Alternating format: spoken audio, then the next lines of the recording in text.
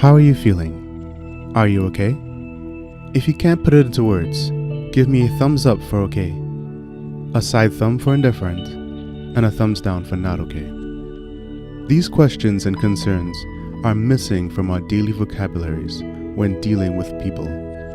Because of the society Trinidad has bred, a society built on selfish interest and lack of empathy, we find ourselves struggling to progress past developing status.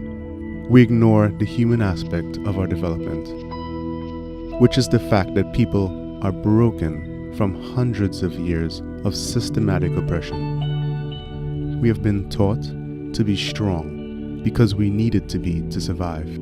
But when that survival period was over, we forgot to heal. We healed economically, financially, and with large, grand buildings. But we did not heal emotionally, mentally, or morally. We are fighting the same cutthroat battle, but now it's against each other and ourselves. So, this video is about reminding people that we need to heal. Understanding is a large part of healing, because if we deny what is wrong with our people, we will soon suffocate them. Common myths of mental health. It's your fault. One of the first myths of mental health is that someone with mental illness chose to be that way. People see mental illness as a lie instead of a disease, and because of that, they fail to understand the severity of the illness and how it ruins people's lives. In reality, mental illness is not a choice, and oftentimes can be attributed to chemical imbalances or genetic predispositions. The same way your mother or grandmother passed on the genetics for curly hair is the same way someone has in their body the triggers for mental illness. You're just crazy. Mental illness is often dismissed as crazy people, St. Anne's people, or other derogatory ways of not dealing with the problem. People would rather lock up sick people instead of taking them to the hospital or treating them like you would a cancer patient. No one asks to be sick. In the same way, no one asks to be depressed or addicted to substances. Oftentimes, people brushing off mental illness are actually enabling the behavior and the disease because they're not dealing with the problems associated with it. They are merely treating the symptoms as personality traits.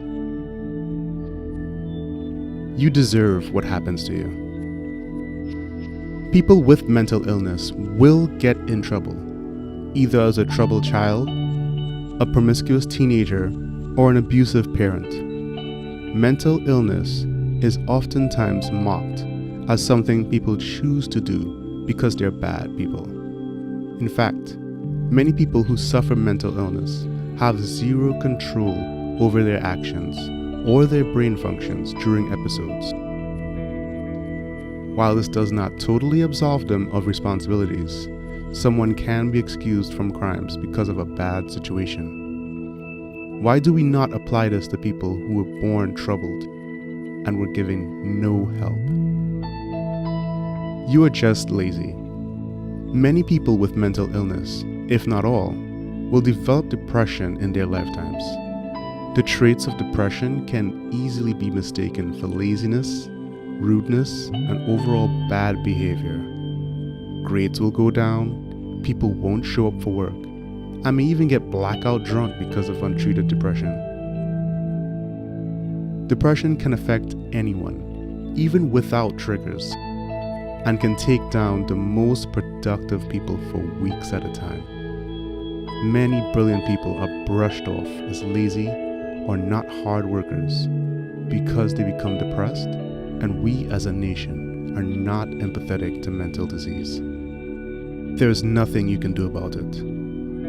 Many people with mental illness believe that that is their lot in life, and they will be that way until they die. They find themselves hopeless and sometimes take their own lives as a result of it. There is help. There are resources available to people. However, Awareness is the first step to building a more understanding society. Education is the key to making sure people understand each other instead of fighting each other down. Finally, we are ashamed. We are afraid to share the dark secrets that make us uneasy.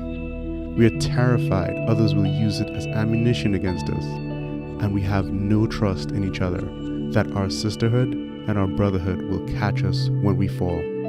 But today I'm asking you to break that silence. Shatter the ceiling that confines you in this glass box of control and hate. Share your story, cry about it, let it out, and together we can heal.